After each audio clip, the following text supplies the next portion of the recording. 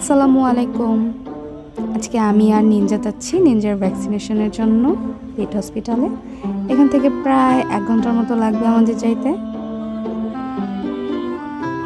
প্রায় 1 ঘন্টা পর আমরা হসপিটালে চলে আসছি।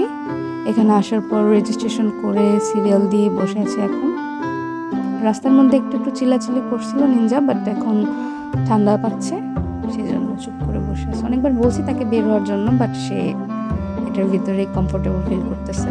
তবে সে বসে বসে আশেপাশের বিড়ালগুলোর সাউন্ড শুনে শুনে লোকেট করার চেষ্টা করতেছে।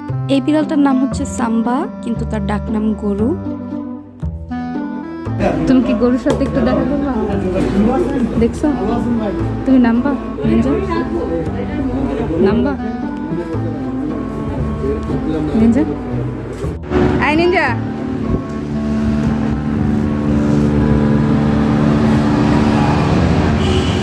ভিতর ডিম।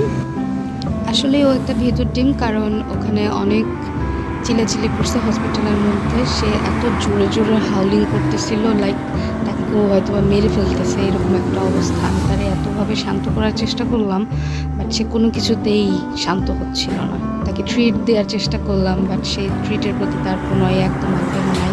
সে একটু শুকেও দেখলো না ট্রিট।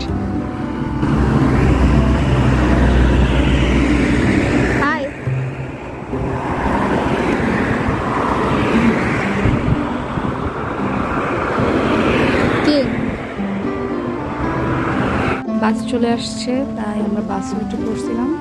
এটা হচ্ছে আমার ভার্সিটি। নিজেকে 2টা ভ্যাকসিন দেওয়া হয়েছে, ফ্লু আর রেবিসের। 1 বছরের জন্য আল্লাহর মধ্যে সেফ সে। যেহেতু হসপিটালে সে অনেক ক্লান্ত হয়ে গেছে চিল্লাচিল্লি করে, এখন সে বাসের মধ্যে কোনো চিল্লাচিল্লি করতেছে না, একদম চুপচাপ বসে বসে শুধু তার পারগুলা ক্লিন করতেছে।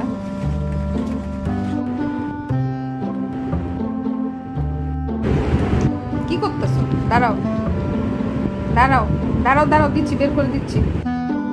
হসপিটালে যখন ছিল তখন তাকে ট্রিট দেওয়া হয়েছে, তখন সে একটু শুকেও দেখলো না, কিন্তু এখন বাড়িতে আসার পর খিদায় হাপুস গুপুস করে খাচ্ছে। মানুষকে 2টা ইঞ্জেকশন পরপর দিলে মানুষই দুর্বল হয়ে যায়। আর তার তো ছোট্ট একটা শরীর, 2টা ইঞ্জেকশন দিচ্ছে, গায়ে ব্যথা, কোলে আসতেছে না, ধরতে দিচ্ছে না।